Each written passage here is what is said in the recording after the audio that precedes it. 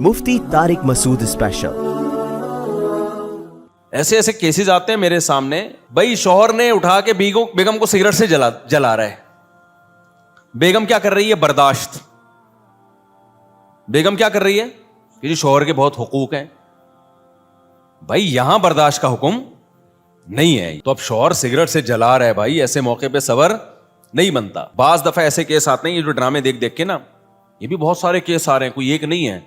शौहर ने किसी बात पे बेगम को थप्पड़ लगाया, उसने आगे से 4 थप्पड़ खींच के लगाए। सच्ची मुच्ची के वाकयात हैं। इसने 1 लगाया, आगे से कितने आए? 4 आए। नहीं आई मेरा ख्याल है बात। और मुझे यह भी अंदाजा हो गया कि वो जो ड्रामे में क्लिप दिखाया है ना, कि बेगम को 1 लगाया तो उसने आगे से, वो क्लिप कामयाब हो गया है। यानी सोसाइटी में अब थप्पड़बाजी अल्हम्दुलिल्लाह शुरू हो चुकी है। आप यहां से 1 लगाएंगे, बेगम वहां से 4 लगाएगी। फिर बेगम के ये भी रिप्लाई आते हैं कि मैं तुम्हारी मातहत नहीं हूं। इन बयानात की वजह से औरतें मुझे कहती हैं कि हमारा दुश्मन है ये। भाई मैं आपका दुश्मन नहीं, आपको आपका घर बचा रहा हूं। फिर औलाद पे भी सख्ती। गांव देहातों में क्या होता है, सुबह शाम बच्चे बिला वजह कुट रहे होते हैं। झगड़ा मियां बीवी का होता है, पिट कौन रहा होता है, बागी हो जाते हैं बच्चे। इस्लाम ने उसमें भी हुदूद बयान कर दी ना। भाई ना, इतना पोलाइटनेस हो कि कुछ बोलो ही नहीं। लेकिन जो फराइज वाजिबात हैं उस पर नबी सल्लल्लाहु अलैहि वसल्लम ने क्या हुक्म दिया, एक मिसाल दी है। नमाज एक एग्जाम्पल है। देखो नबी सल्लल्लाहु अलैहि वसल्लम की हदीसें जब आप देखोगे ना, तो पता चलेगा आप सल्लल्लाहु अलैहि वसल्लम जुजियात के ज़िमन में कुल्लियात बयान करते हैं। जुजियात का मतलब क्या होता है? एक मिसाल होती है, लेकिन उससे वो मिसाल मकसद नहीं होती, उससे एक लॉ। जैसे मैं बार बार कहता हूं ना, कुरान ने कहा माँ बाप को उफ मत करो, ये एक जुजिया है, लेकिन असल में उसूल कुछ और है। उसूल ये कि तकलीफ ना दो, ये लॉ है। तो नबी ने जो फरमाया कि बच्चा जब 10 साल का हो जाए नमाज ना पढ़े तो क्या करो, उस पे हाथ उठाओ। फिर ये सही हदीस है नबी सल्लल्लाहु अलैहि वसल्लम की। तो ये सिर्फ नमाज के बारे में नहीं है।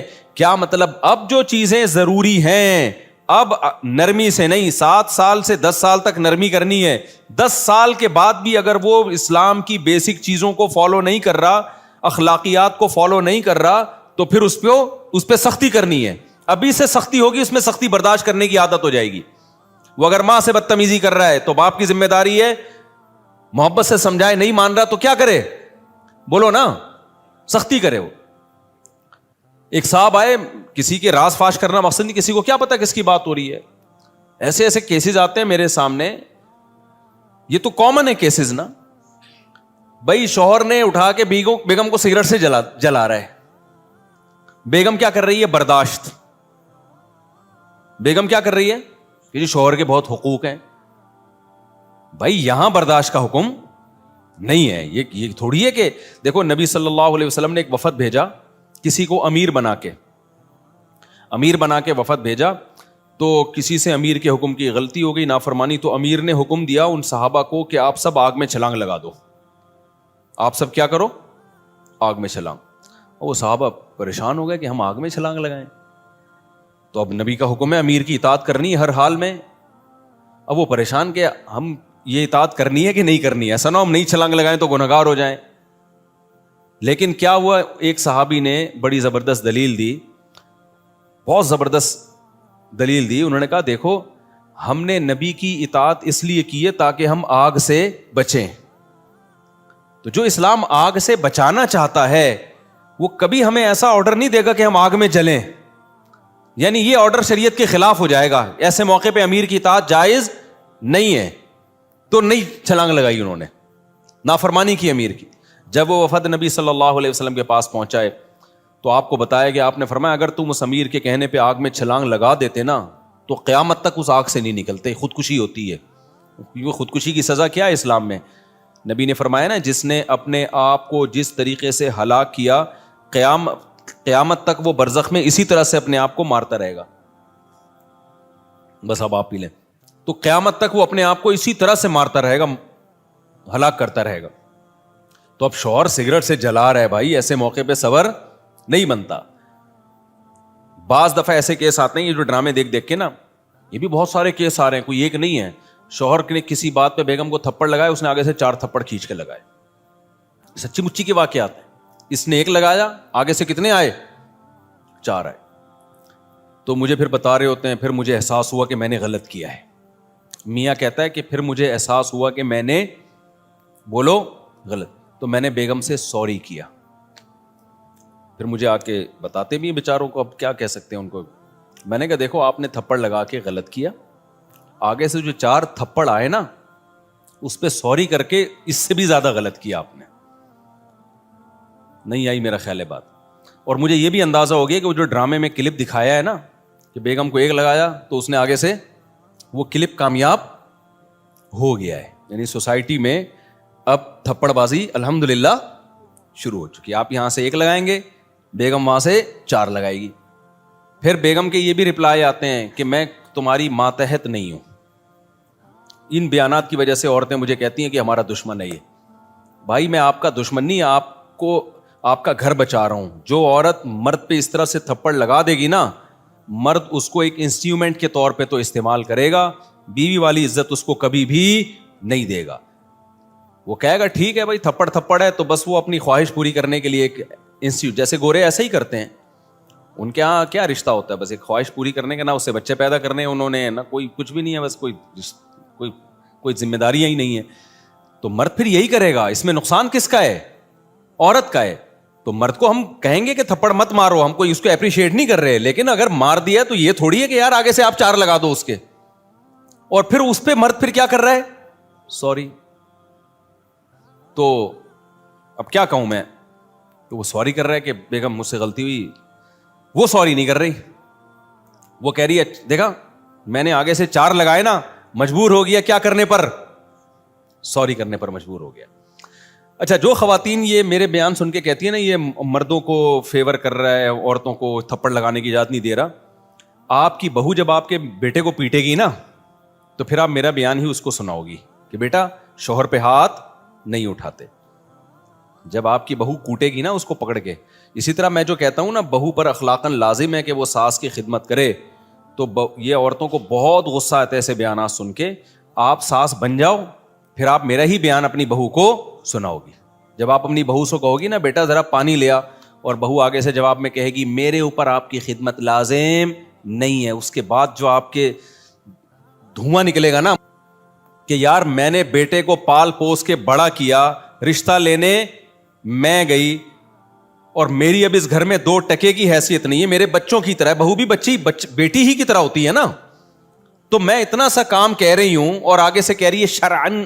پھر عین بھی بڑا گاڑا نکالتے ہیں یہ لوگ, شرعن اخلاقن ہماری یہ ذمہ داری نہیں ہے, شرعن ہم پہ یہ لازم نہیں, حرام ہے ہمارے سے خدمت لیں. پھر بڑے ہا بھی پورا حلق سے نکلے گا اور را پورا پر نکلے گا.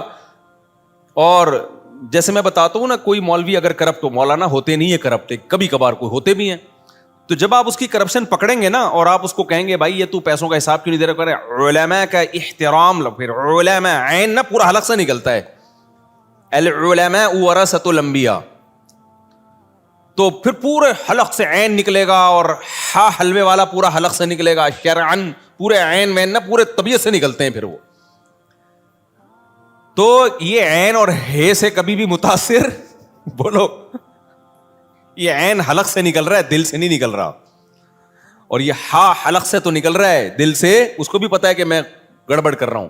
بھائی تو حساب دے پیسوں کا یار, تو مولانا ہوگا, داڑھی ہوگی, الگ بات ہے یار, تو تجھے حساب مانگ رہے ہیں تو دے کیوں نہیں رہا. تو یہ سارا مسئلہ یہی چل رہا ہے. اچھا, روحانی عاملوں کا بھی یہی ہے, روحانی عامل کے پاس اب بیٹھیں گے نا ساری چیزیں حلق سے نکالے گا, وہ پوری تجوید کے ساتھ باتیں کرتے ہیں روحانی عامل, ایسے سحر اور وہ عجیب عجیب اصطلاحات انہوں نے یاد کی ہوئی ہوتی ہیں, وہ کیا کہتے ہیں حصار, اور بہت سارے ایسے باتیں کریں آپ لگے گا یار یہ ہیں اصل پہنچے ہوئے. ایک صاحب آیا کرتے تھے مجھ سے, جب بات کرتے نا تو بات کی تمہید ایسے شروع کرتے کہ آپ کی خدمت میں حاضر, اور مجھے نا ڈپریشن شروع ہو جاتی, بھائی منہ سے پھوٹو جلدی, کیا مسئلہ کیا ہے. اتنی لمبی تمہید, پھر اس کو اردو ادب کے سارے محاورے استعمال کر کے اس کے بعد آخر میں نکلتا کچھ بھی نہیں تھا. بھائی اپنے آپ کو بھی ٹینشن سے بچاؤ, دوسرے کو بھی ٹینشن سے بچاؤ. خیر, وہ کہہ رہے ہیں ایک آدمی حکیم کے پاس گیا, کہنے لگا خدودان معدہ میں حالات خانہ جنگی سی ہو رہی ہے. تو حکیم بیچارہ اتنا پڑھا لکھا نہیں تھا, اس نے کہا کون سے ملک میں جنگ ہو رہی ہے بھائی؟ ابھی فلسطین اور شام کا تو سنا تھا. کہہ رہے خدودان معدہ میں. تو کہہ رہے میں یہی تو پوچھ رہا ہوں, کوئی نئی جنگ چھڑ گئی ہے؟ کہہ رہے خدودان معدہ, پیٹ, کہہ رہے یہ بولنا پیٹ میں درد ہو رہا ہے. بات کیا کر رہا تھا یہ پتہ نہیں کہاں سے کہاں چلی گئی. ہاں جب انسان غلط ہوتا ہے نا تو پھر وہ بڑی تجوید کے ساتھ, یہ میں واقعہ کس پہ سنا رہا تھا یار, نہیں تھپڑ پہ نہیں, ہاں بہو جو کہتی ہے نا شرعن میرے اوپر ساس کی خدمت لازم نہیں ہے, اور پھر وہ ایک دو اسکالرز ہیں ان کے بیان لگا دے گی, تو اس کو ذرا ساس بننے دو, پھر جب اس کی بہو اس کو یہ جواب دے گی نا تو پھر اس کو لگے گا کہ یہ کتنا کڑوا جملہ ہے, کس قدر بدتمیزی ہے, بد تہذیبی ہے کہ گھر میں بڑے موجود ہیں اور وہ آپ سے کوئی چھوٹا موٹا کام نہیں کہتے کہ اس کو غلام بنا کے رکھو بالکل ہی اس کو ریموٹ کنٹرول کی طرح, لیکن کوئی بڑے اور چھوٹے کا فرق تو گھر میں ہونا چاہیے کہ نہیں ہونا چاہیے. ہم کا انگریز تھوڑی ساری چیزیں انگریزوں سے لے رہے, انگریزوں میں چھوٹا بڑے سب برابر ہیں, بیٹے کے جو حقوق ہیں وہی کس کے ہیں؟ باپ کے ہیں. پتہ ہی نہیں چلتا ان میں, باپ بس سائز سے پتہ چلتا ہے کہ یہ بیٹا ہوگا اور میں بھی ہو سکتا ہے یہ کون ہو, یعنی اگر اتفاق سے بیٹے کا قد لمبا ہے تو آپ بیٹے کو باپ سمجھنا شروع کر دو گے, آپ سائز سے پتہ چل رہا ہوتا ہے کہ یار دیکھنے میں یہ ہمیں لگ رہا ہے کہ بیٹا بیٹا سا, اور یہ کیا لگ رہا ہے؟ باپ باپ سے لگ رہا ہے, اس سے زیادہ کوئی فرق نہیں ہے. یہ بھی بہت ہی جو خاندانی ہے گورے ان کی بات کر رہا ہوں. ابھی ایک گورے کی ایسا واقعہ آیا نا میرے سامنے, میں تو بے ہوش ہونے لگا تھا. بہت بزرگ تھے ان کے, اس نے اپنے بیٹے پہ یہ پابندی لگائی ہے.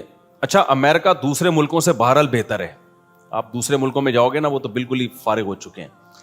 تو اس نے اپنے بیٹے پہ پابندی لگائی, یہ امریکہ کا واقعہ ہے کیونکہ وہ نسبتاً بہتر ہے, کہ 10 بجے کے بعد, مجھے بتا رہے ہیں ایک صاحب نا کہ وہ سارے گورے ایسے نہیں ہیں مفتی صاحب, بعض لوگوں کے فیملی ریلیشن بہت مضبوط ہے. میں نے کہا فار ایگزامپل میرا خیال تھا کہ بھائی اس کی تو ڈاٹر ان لا جو ہے وہ سسر کی خدمت کر رہی ہوگی اور جو ہے وہ ساس کی خدمت, بڑی فیملی سسٹم مضبوط کی مثال دیکھو آپ, اتنا مضبوط فیملی سسٹم کہ باپ نے بیٹے کو کہا کہ اگر تو 10 بجے کے بعد اپنی گرل فرینڈ سے ملا نا اچھا نہیں ہوگا. سمجھ رہے ہو؟ یعنی صبح 7 بجے سے لے کے 10 بجے تک گرل فرینڈ پر کوئی پابندی نہیں, 10 بجے کے بعد اچھے بچوں کی طرح کہاں آنا ہے؟ گھر آنا. تو یہ الحمدللہ مضبوط سسٹم اللہ نے, بہرحال ان لوگوں کے میں تو وہ بھی شاید بخشش ہو جائے اس کی اسی بیس پہ, لیکن میرے بھائی تو یا تو پورے ادھر ہو جاؤ میرے بھائی, یا کدھر ہو جاؤ, ادھر ہو جاؤ. اسلام نے بہت بیلنس رکھا ہے ہر چیز میں, تبھی اللہ نے کہا وَكَذَلِكَ جَعَلْنَاكُمْ أُمَّةً وَسَطًا, ہم نے معتدل امت بنایا ہے, بیلنس امت بنایا ہے. تو بیلنس کا مطلب ہی یہ افراط و تفریط کے بیچ میں ہے اسلام. نہ ایسی آسائشیں دی ہیں کہ آپ کی کھوپڑی آؤٹ ہو جائے اور کوئی چھینک بھی مارے نا تو آپ بے ہوش ہو جائیں, اور نہ اللہ تعالیٰ نے اتنی پابندیاں ہمارے اوپر لگائی ہیں کہ ہم ڈپریشن میں جانا شروع ہو جائیں.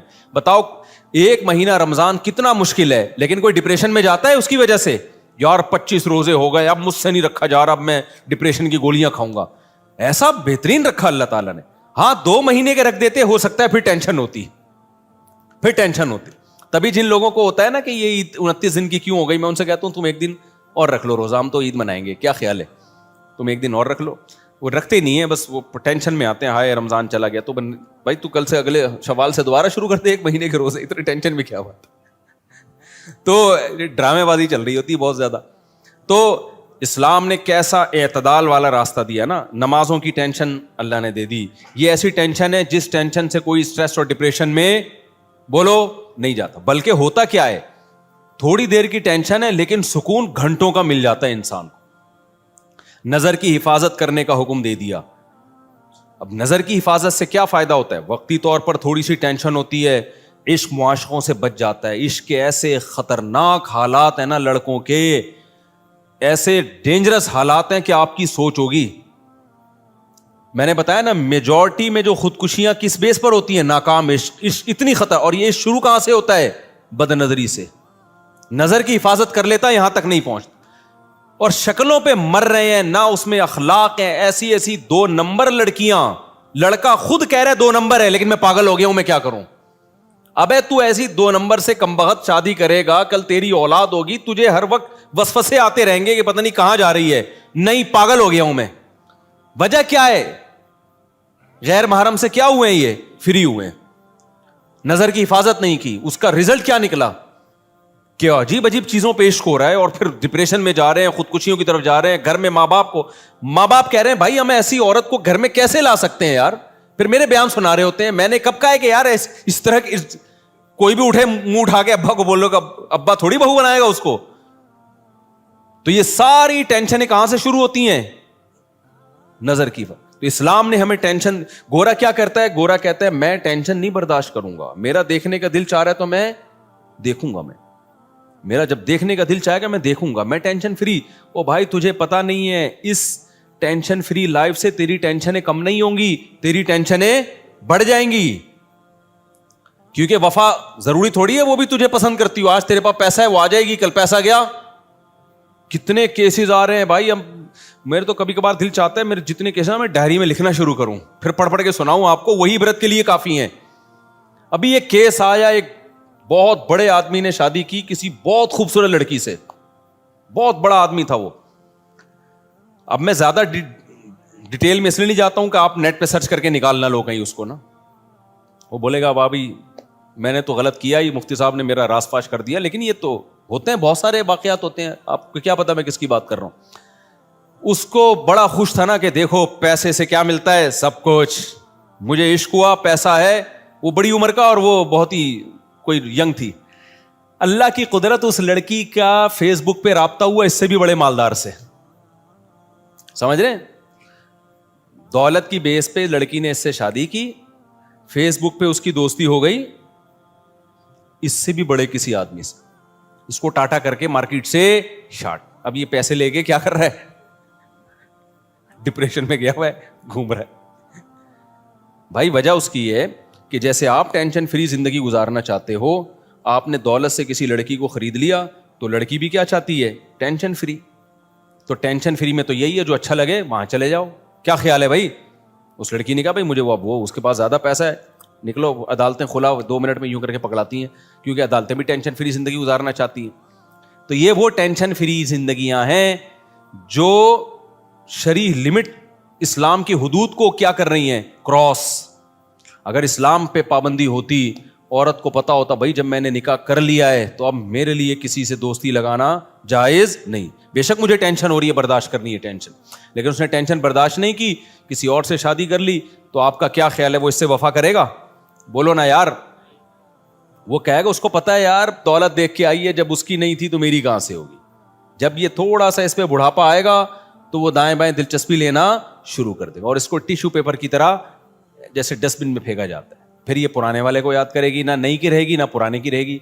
ये मार्केट में चल रहा है और इसका रिजल्ट पता है क्या होगा? रिजल्ट वही होगा कि वो जो पब्लिक प्लेसेस हैं जहां उल्टा गिर के ना सर फाड़ा जा सकता है, तो वहां जाके फिर लटकने की कोशिश कर रही होगी, फिर गवर्नमेंट ने रोका हुआ होगा वहां उसको। तो ये होता है वहां पे, समझ रहे हो कि नहीं समझ रहे? तो इस्लाम ने जो पाबंदियां मेरे भाई लगाई हैं, उन पाबंदियों में वक्ती टेंशन है, लेकिन ये टेंशन आपको बहुत बड़ी बड़ी टेंशनों से बचा लेती है, टेंशनों से बचा लेती है। लोग बाप के बागी हो जाते हैं ना, औलाद बाप की कड़वी कसीली बर्दाश्त नहीं करते, तो नतीजा क्या निकलता है? बाप से रिलेशन खत्म। बहुत दफा बाप जायदाद से आग कर देता है। अभी डिफेंस का वाकया मैंने चंद दिन पहले सुनाया था आप लोगों को। डिफेंस में वाकया हुआ कि अब्बा जो हैं वो बच्चे को बुला रहे हैं अमेरिका से, अबे मैं बीमार हूं, खिदमत के लिए आ जा। अब बच्चे को दिलचस्पी नहीं है, वो परेशान कि यार मैंने खिलाया पिलाया, मैंने इनकी पढ़ाई पे इतना खर्च किया, इतना सब कुछ करने के बाद अब मेरे बुढ़ापे में मैं तन्हा, मैं दीवारें देख रहा हूं। बुढ़ापे में तो बाप चाहता है ना औलाद साथ में रहे। तो नतीजा क्या निकला है? उसने बड़ी होशियारी की, सारी प्रॉपर्टी का मालिक बना दिया अपने घर के चौकीदार को। वो बेचारा पठान सीधा सादा सा चौकीदार, वो खिदमत कर रहा था इसकी, उसने साथ नहीं छोड़ा, बगैर किसी लालच की खिदमत की कि यार एक बूढ़ा आदमी है, मेरा सेठ ही है ना। औलाद बेवफा निकलती अगर शहवत परस्त होगी, दीन नहीं होगा। चौकीदार घर का बावफा हो जाएगा अगर वो दीन और मजहब पे चलता है। उस चौकीदार ने अपनी ख्वाहिशात को कुर्बान किया, किसके लिए? अल्लाह के लिए। यार मेरा सेठ है, इसका नमक खाता हूं मैं, बीमार हो गया, इसकी खिदमत करता हूं। उसको उस पर इतना मोहब्बत आई, प्यार आया, पूरा बंगला और जितनी करोड़ों की प्रॉपर्टी थी सारी का मालिक चौकीदार को बना दिया। अब जब डेथ हुई है تو وہ سارے آ گئے, جیسے کوے نہیں آتے یا گدھ آتے ہیں مردہ کھانے کے لیے, تو وہ بیٹے بیٹیاں سارے امریکہ سے اور ادھر مختلف ملکوں سے آ گئے, جو بھی 2-4 بچے تھے ان کے. تو پتہ چلا کہ وہ تو ساری پراپرٹی گئی. تو شور مچا رہے ہیں, یہ کیا کر دیا, ہمارے باپ نے گالیاں دے رہے ہیں. مجھے جب اطلاع ملی نا, میں نے کہا خاندانی باپ کیا ہے, میں نے کہا بہترین کیا کام. مجھے بڑا مزہ آتا ہے ایسے لوگوں کے ساتھ. لوگ کہتے ہیں نہیں ایکچولی ایسا نہیں ہونا چاہیے, وہ غلط تھے تو تم تو غلط نہ کرو. نہیں بھائی, ایسا کچھ بھی نہیں ہے. جو انسان کا بچہ بن کے زندگی گزارے اس کے ساتھ اچھا سلوک, جو انسان کا بچہ نہیں بنے نا, جو بندہ ٹھیک نہ ہو, اس کو بولو بھائی پھر جاؤ. لوگ مجھے آ کے بتا رہے ہوتے ہیں ہمارا بیٹا نافرمان, اتنا کھلایا پلایا, بیٹا یہ کر رہا ہے, بیٹا وہ کر رہا ہے, سنتا نہیں ہے. تو میں کہتا ہوں اس کو گھر سے آؤٹ. ایک حد تک اصلاح کی کوشش کرو, نہیں ہوتی آؤٹ کرو گھر سے. کہہ رہے نہیں وہ, میں کہا بھائی ایسا نہیں ہوتا. کبھی بھی یاد رکھو, زندگی گزارنے کا طریقہ ہے کسی کو اپنی مجبوری نہ بناؤ. جب آپ مجبوری بنا لیتے ہو نا کسی کو, آپ کے ہاتھ بند جاتے ہیں, آپ کے ہاتھ بن جاتے ہیں. اور جتنا آپ اپنے آپ کو دوسروں کے سامنے مجبور بناؤ گے, اس زمانے میں اگلا اتنا ہی آپ کو نوچ نوچ کے کھانا شروع کر دے گا, نوچ نوچ کے کھانا شروع کر دے گا. تو یہ ہم صرف فقیر کس کے ہیں, اللہ کے. محتاج کس کے ہیں, اللہ کے. بس اللہ کے سامنے گڑ گڑاؤ, اللہ کے سامنے ناک رگڑو, اللہ کے سامنے بولو میں محتاج ہوں, میں بھکاری ہوں تیرے در کا. باقی ہر ایک کے سامنے میرے بھائی سر اٹھا کے جینا سیکھ. اور دیکھو مرد کی اللہ نے یہ فطرت رکھی ہے کہ اپنے ماتحتوں کے, آپ کے ماتحت اچھا سلوک کرے نا, آپ 20 گنا بڑھا کے اچھا سلوک کرو ان کے ساتھ. ہمارے حضرت مفتی رشید احمد صاحب رحمہ اللہ تعالیٰ کی طبیعت میں بے انتہا استغنا تھا, بہت استغنا. استغنا سمجھتے ہیں یعنی وہ اپنے آپ کو کسی کا محتاج نہیں بناتے تھے کبھی بھی. لیکن ہم نے دیکھا کہ ہمارے حضرت کی کوئی ذرا سی خدمت کر لینا, حضرت کو پتا چلتا تھا نا یہ دل سے خدمت نہیں کرنا چاہتا, حضرت کبھی بھی خدمت نہیں لیتے تھے اس سے. حضرت فرماتے تھے میرے محسنین صرف میرے ماں باپ ہیں اور میرے استاذ, اس کے علاوہ میں کسی کا احسان نہیں لیتا. ایسا سر اٹھا کے جیے ہمیشہ. لیکن ہم دیکھتے تھے اگر حضرت کی کوئی ذرا سی خدمت کر دے, بہت معمولی سی, اتنی دعائیں دیتے تھے, اتنی دعائیں, ہمیں شرمندگی ہوتی تھی, ہم نے کون سا تیر مار لیا بھائی, یعنی کیا کر لیا ہم نے, اتنی دعائیں, اتنا خوش اتنا خوش. یہ عزت دار لوگوں کی علامت ہوتی ہے کہ وہ کسی کے محتاج نہیں ہوتے. لیکن کوئی ان پر تھوڑا سا احسان کرے تو رپلائی میں وہ تھوڑا نہیں, وہ بہت زیادہ. کیونکہ احسان کے بدلے میں اگر آپ احسان نہیں کرتے تو اس کو استغنا نہیں کہتے, اس کو تکبر کہتے ہیں. استغنا الگ چیز ہے. دیکھو کچھ لوگ کیا ہوتے ہیں, کسی نے آپ کی خدمت کر دی ہے تو کون سا تیر مار دیا اس نے, ہمیں کسی کی خدمت کی ضرورت نہیں ہے. دیکھنے میں تو لگے گا آپ بہت اونچے ہیں, لیکن یہ اونچے نہیں, آپ کا کھوپڑی کیا ہو گئی ہے, آؤٹ. آپ میں تکبر ہے. بھائی کوئی خدمت ٹھیک ہے, آپ اس کی خدمت کے محتاج نہیں ہیں, لیکن اگر اس نے خدمت کر دی ہے نا تو آپ اس کو رپلائی ایسے دو کہ جیسے آپ کو بہت ہی اچھا لگا ہے, آپ کو ضرورت تھی.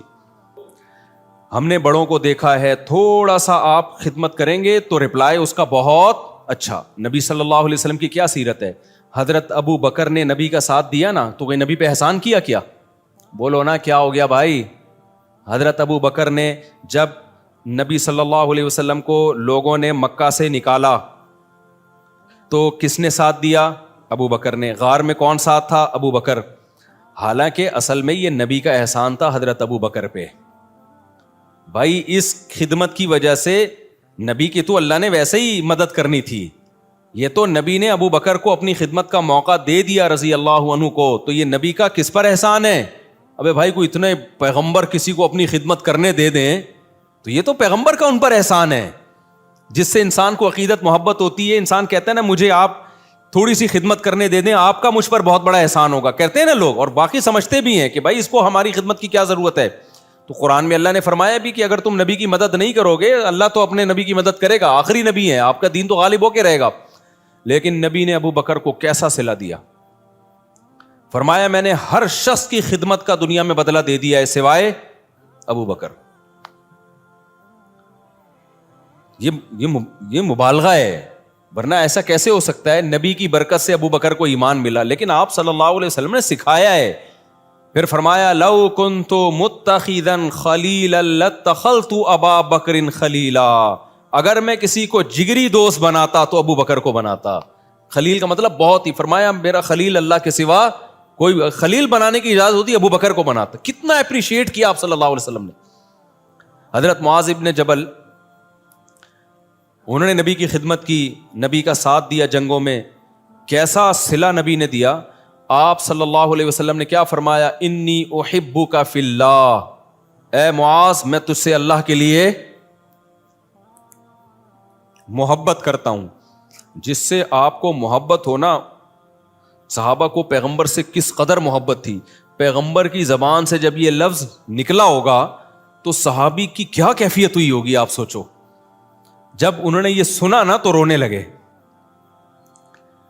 تو کیا یہ نبی اپریشیٹ کر رہے ہیں, حوصلہ افزائی کر رہے ہیں. حضرت خالد ابن ولید رضی اللہ تعالیٰ نے جب جنگ جتوائی ہے تو آپ نے کیا فرمایا, سیف من سیوف اللہ, اللہ کی تلواروں میں سے ایک تلوار. یہ نبی کی سیرت سے ہمیں پتہ چلتا ہے کہ نبی کے ساتھ کسی نے تھوڑا کیا تو نبی نے رپلائی میں بہت بڑھا کر اس کا بدلہ دیا ہے. تو اس لیے جو خاندانی لوگ ہوتے ہیں نا, عزت دار لوگ ہوتے ہیں, وہ ہمیشہ سر اٹھا کے جیتے ہیں. وہ کسی کی خدمت کے محتاج نہیں ہوتے. وہ سسرال کے جہیز کے محتاج, بولتے کیوں نہیں بھائی, نہیں ہوتے. وہ نہیں کہتے ہمیں یہ چاہیے, صوفہ چاہیے, بیڈ چاہیے, الماری چاہیے, نہ ہمیں کچھ نہیں چاہیے. ہم عزت دار لوگ ہیں بھائی, ہم خرچہ خود اٹھاتے ہیں.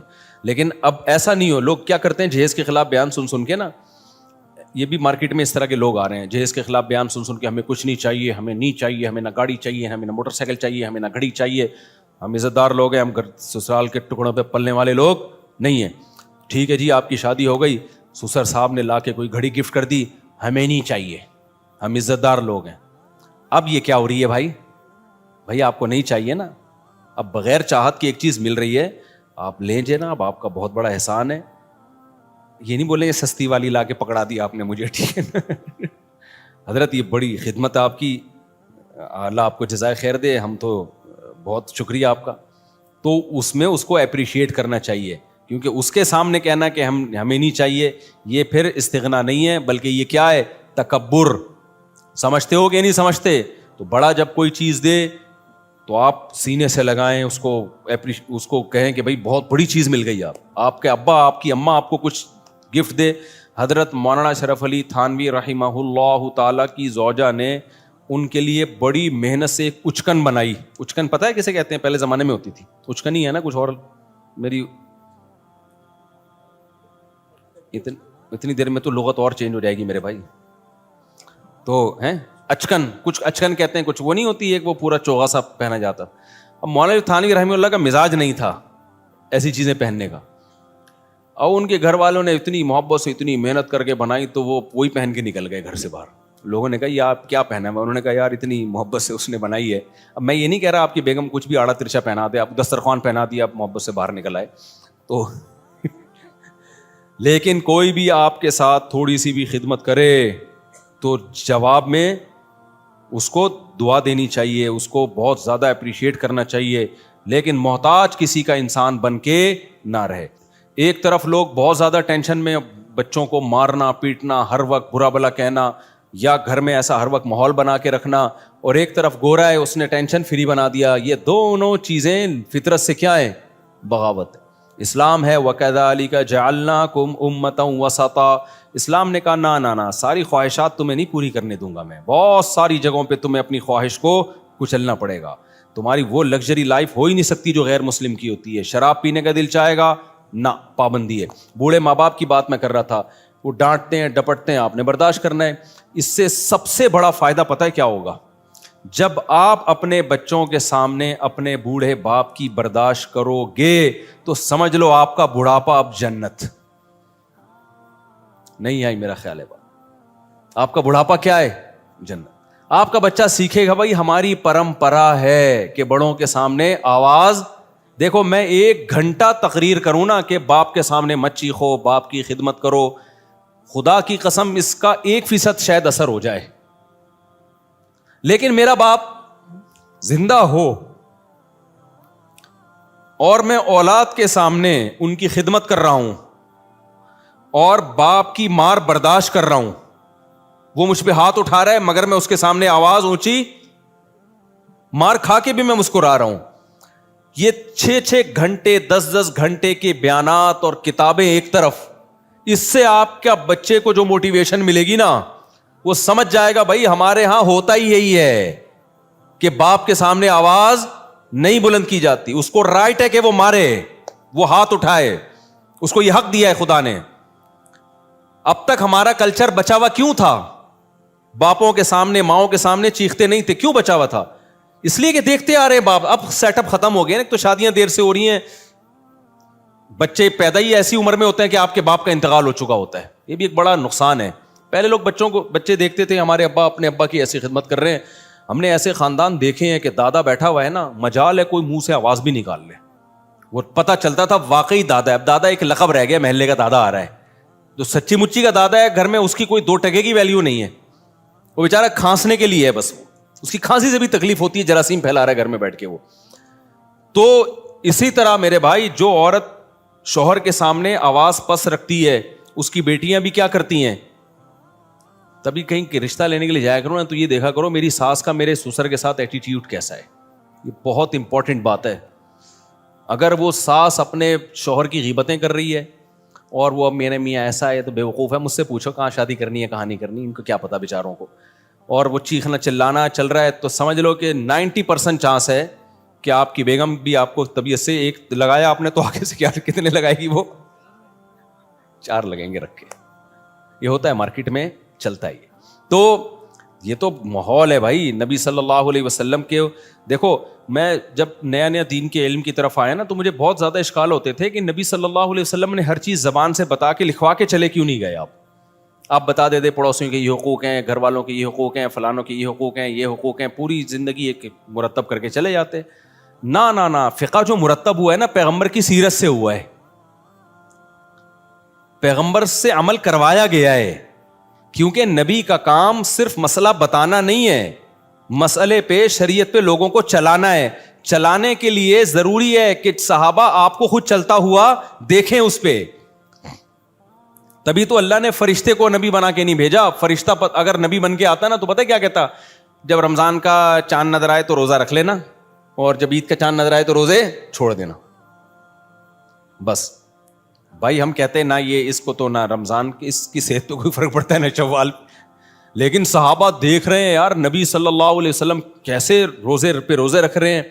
تو جب تک انسان کا عمل سامنے نہیں ہوتا موٹیویشن نہیں ملتی ہے. دیکھو میں ایک اور مثال دیتا ہوں. صلح حدیبیہ کے موقع پہ مشرکین مکہ نے صحابہ کو عمرہ کرنے سے روک دیا.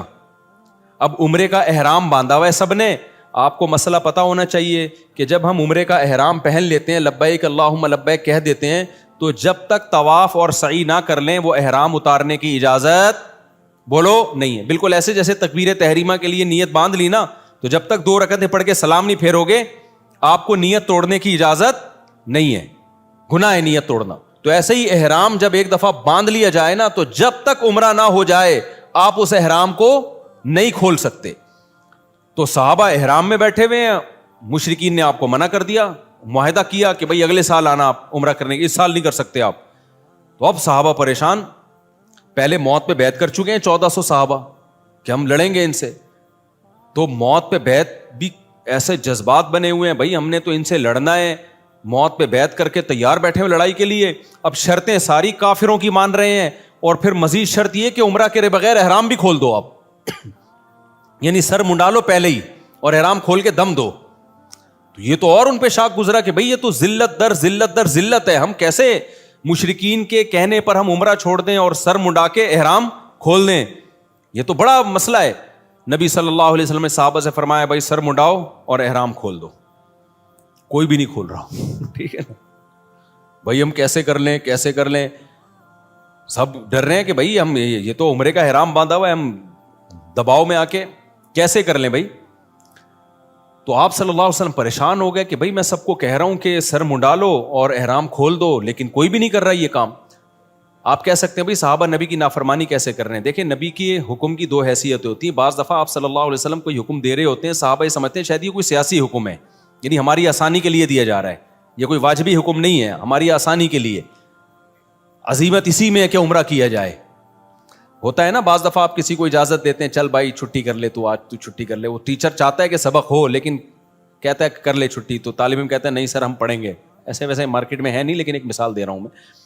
تو اور اتنے اچھے ٹیچر بھی نہیں ہے کہ آپ کا چھٹی کرنے اور کیا نہیں پڑھو, وہ بھی کہتا ہے جا. کراچی میں تو ایک بوند برسنے سے پہلے ہی 1 مہینے کی اسکول کی چھٹیاں ہو جاتی ہیں. ابھی 2-4 بوندیں اور پڑ گئی تو 6 مہینے کی چھٹی. خیر, تو نبی صلی اللہ علیہ وسلم کو پھر حضرت صفیہ نے مشورہ دیا, آپ کی زوجہ نے فرمایا یا رسول اللہ آپ ان لوگوں کو آرڈر نہ کریں, آپ سر منڈا لیں, احرام کھول لیں بس. تو نبی صلی اللہ علیہ وسلم نے کیا کیا, سر منڈایا, احرام کھول دیا اپنا. جیسے ہی نبی نے کیا سب نے سر منڈا کے کیا کر لیا. اس سے پتا چلتا ہے نبی کی بھی اسپیچ اثر نہیں کر رہی ہے. آپ پریشان ہو گئے بھائی یہ مان کیوں نہیں رہے میری بات, لیکن جیسے ہی عمل کیا ہے نا ایک دفعہ بھی. اور مشورہ کس نے, آپ کی زوجہ نے دیا کہ حضرت صفیہ نے, کہ آپ نہ بولیں لوگوں کو, آپ صرف یہ کام کر لیں, آپ سر منڈا لیں اپنا اور آپ احرام کھول دیں. جیسے ہی کیا سب نے فوراً. تو اس سے صاف پتہ چلتا ہے بھائی آپ 1-2 گھنٹے کی تقریریں کرتے رہیں اثر نہیں ہوتا. آپ اپنے گھر کا ماحول بنانا چاہتے ہو نا, خود کیا بن جاؤ, انسان کے بچے بن جاؤ, صحیح ہے نا. ماحول آہستہ آہستہ سیٹنگ پہ آنا شروع ہو جائے گا. اپنے بڑوں کی خدمت کر کے دکھاؤ, اپنے بڑوں کو رسپیکٹ دو, اپنے بڑوں کا احترام کرو. آج ہو کیا رہا ہے, مائیں اپنے بچوں کے سامنے نا بچوں کے چاچو کی غیبتیں کر رہی ہوتی ہیں. تمہارا تو چاچو ایسا ہے, تمہارا تو باپ ایسا ہے, تمہارے باپ سے. ایک صاحب مجھے کہنے لگے 40 سال ہو گئے میری اپنی بیگم کی خدمت کرتے ہوئے, بیگم بچوں کے سامنے کہہ رہی تھی تیرے باپ نے ہمیں دیا کیا ہے. اچھا بس ختم, تمہارے باپ نے جو ہے نا کیا ہمیں کچھ بھی نہیں.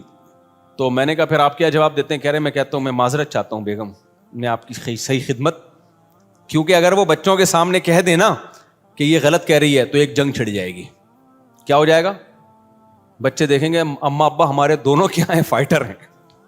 تو وہ صاحب کہتے ہیں میں فائٹ سے بچنے کے لیے کیا کہتا ہوں کہ ایکسکیوز کرتا ہوں, میں نے 40 سال آپ کی خدمت جیسی خدمت کرنی چاہیے تھی کائنڈلی وہ خدمت نہیں کر سکا. تو اب پتہ نہیں کون اس پہ صحیح تھا کون غلط تھا, واللہ عالم. بہرحال تو مائیں بعض دفعہ یہ کر رہی ہوتی ہیں بچوں کو باپ کے بارے میں, تمہارا باپ ایسا, تمہاری, اور باپ بعض دفعہ ماں کے بارے میں, تمہاری ماں ایسی. تو خوب سمجھ لو یہ بچہ نہ باپ کا رہے گا اور نہ ماں کا رہے گا. مائیں سمجھ رہی ہوتی ہیں یار ایک اور واقعہ میرے سامنے آیا ہے, خون کے آنسو رونے کا دل کرتا ہے. ایسے واقعات بھی آتے ہیں, ماں بیمار ہوئی ہے نا, اب بچہ ماں کی زیادہ خدمت کر رہا ہے تو باپ کو غصہ آ رہا ہے. باپ بیمار پڑا ہوا ہے, بچہ باپ کی بہت خدمت کر رہا ہے تو ماں کو غصہ آ رہا ہے کہ کیوں ابا کو اتنا کیوں فری کرایا ہوا ہے. بس اعتدال سے رہو, زیادہ غلام بننے کی کوشش. یار تو اپنا بڑھاپا دیکھ لے بھائی. جو بچہ تیرے شوہر کی خدمت کر رہا ہے بیماری میں, جس کو تو کہہ رہی ہے مکھن لگا رہا ہے, چاپلوسی کر رہا ہے, چمچا بنا ہوا ہے, تو خوش ہونا چاہیے کہ کل وہ تیری بھی کرے گا ایسی خدمت. اس کو اس سے باغی بنا رہی ہیں. کتنا بڑا جرم ہے یار, کیسے بے وقوف لوگ ہیں کہ نہیں ہے. تو اس لیے صبر کا مطلب کیا ہے, اللہ نے جو کہا نا کہ صبر کرو, صبر, ان الانسان خلق ہلوعا, انسان جلد باز ہے, اس میں صبر نہیں ہے. تو یہ جو غیر مسلموں میں بے صبری پیدا ہوئی ہے نا, خودکشیاں, وجہ اس کی ہے کہ ان کی زندگی میں پابندیاں ختم. جب پابندیاں ختم تو یہ ان میں صبر کا مادہ ہی ختم ہو جاتا ہے. ذرا سی ٹینشن آئی, اور ٹینشن ان کی ریلیشن خراب والی ٹینشن ہوتی ہے. سب مادہ پرست بن گئے ہیں, ذرا سا پیسہ گیا تو سب کچھ گیا. یار بچہ 18 سال کا ہوتا ہے تو باپ کہتا ہے کہ کرایہ دے میرے گھر میں رہنے کا, سمجھ رہے. بچہ 18 سال کا ہوا نا تو باپ کہتا ہے تیرے باپ کا گھر نہیں ہے, ٹھیک ہے, کیا دے گا, کرایہ دے گا. اتنی مادہ پرستی جو سوسائٹی میں آ گئی ہو تو خودکشیاں نہیں ہوں گی کیا وہاں پہ؟ ریلیشن صرف کتے سے اور پیسے سے بس. تو میرے بھائی اپنے سسٹم کو بچاؤ. اللہ نے ہمیں بہت ساری پابندیاں لگائی ہیں, بہت ساری ٹینشنیں دی ہیں. نظر کی حفاظت کی ٹینشن, باپ اور ماں کی برداشت کرنے کی ٹینشن, بیوی کی کڑوی کسیلی برداشت کرنے کی ٹینشن. عورت کو حکم دیا, شوہر الٹا سیدھا ہے, کوئی بات نہیں بھائی, میاں ہے نا, سرپرست ہے, تھوڑا سا برداشت کر لو. غلط کیا اس نے تھپڑ لگا کے, لیکن لگا دیا تو آگے سے رپلائی مت کرو ورنہ تمہارا ہی نقصان ہوگا اس میں. تو یہ جو پھر رمضان کے روزوں کی ٹینشن, شراب سے بچنے کی ٹینشن, یہ بہت ساری ٹینشنیں کیا کرتی ہیں, ہمارا جو امیون سسٹم ہے اس کو کیا کر دیتی ہیں, بوسٹ. پھر کبھی زندگی میں کوئی ٹینشن آئی تو اتنی ساری ٹینشنیں جھیلی بھی ہوتی ہیں کہ یہ ٹینشن ہمیں ہلکی لگتی ہے. بالکل وہ ایک جو بدماش تھا نا سعودیہ کے جیل سے چھوٹ کر آیا, مجھے اپنا واقعہ بتا رہا تھا, انڈیا میں بڑی بدماشیاں اس نے کی ہیں. کہہ رہا میں نے انڈیا میں اتنی جیلوں میں مار کھائی ہے کہ ایک دفعہ سعودی عرب میں پکڑا گیا تھا, تو جب وہ مجھے مار رہے تھے تو مجھے ایسا لگ رہا تھا گدگدیاں ہو رہی ہیں مجھے. میں نے اس کو پوچھا نا یار تجھے اتنا مارا تو نے راز اگلا کیوں نہیں؟ وہ اپنی کمپنی کو بدنام نہیں کرنا, وہ یہ نہیں بتا رہا تھا میں فلاں کمپنی کا آدمی ہوں, کمپنی سے وفا کی اس نے. دیکھو اس نے کہا کہ اگر میں نے بتا دیا نا فلاں کمپنی کا ہوں تو کمپنی کا تو قصور تھا نہیں, لیکن کمپنی بدنام ہوتی اس کا کاروبار بیٹھ جاتا. کہتا ہے میں نے کہا میں کمپنی کا ملازم ہوں, مار کھاؤں گا, کمپنی کو بدنام نہیں کروں گا, جو میری غلطی ہے میری ہے, میں کمپنی پہ کیوں ڈالوں. اتنی مار کھائی لیکن منہ سے اگلا نہیں. میں نے کہا کیسے برداشت؟ کہہ رہے ہم عادی ہیں. لیکن اس کا فائدہ کیا ہوا برداشت کا؟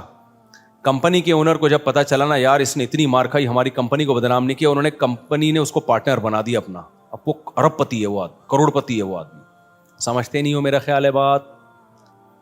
تو یہ جو میرے بھائی اسلام کی پابندیاں ہیں یہ آپ کو کیا کر دیتی ہیں؟ اسٹرانگ کر دیتی ہیں, مضبوط بنا دیتی ہیں. غموں کو جھیلنا آپ کے لیے آسان. اس لیے انسان کے بچے بن کے جو شریعت کی پابندیاں ہیں اس کو فالو کرو. وقت چونکہ پورا ہو گیا ہے, مجھے اندازہ ہی نہیں تھا کہ اتنی جلدی وقت پورا ہو جائے گا. تو نماز کے بعد انشاءاللہ سوال جواب کا سیشن ہوگا, جو بیٹھنا چاہیں بیٹھ سکتے ہیں, جانا چاہیں جا سکتے ہیں.